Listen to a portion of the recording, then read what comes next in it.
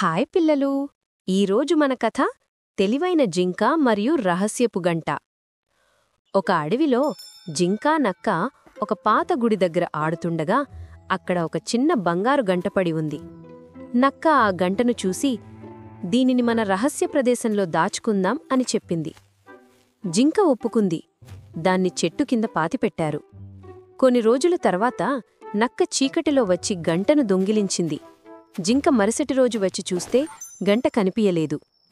జింక నక్క దగ్గరకు వెళ్లి, గంట పోయింది, ఎవరు తీసుకున్నారు అని అడిగింది. నక్క భయంతో, నాకు తెలీదు అని అబద్ధం చెప్పింది. జింక నవ్వి, నువ్వు గంటను దాచేటప్పుడు దాని శబ్దం వినిపించింది, ఇప్పుడు నాటిన చోటులో ఎందుకు లేదు అని అడిగింది.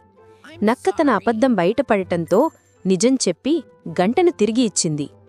నీతి: నిజమైన స్నేహంలో ఎప్పుడూ నిజాయితీ ఉండాలి. అబద్ధం ఎప్పుడూ దాగి ఉండదు.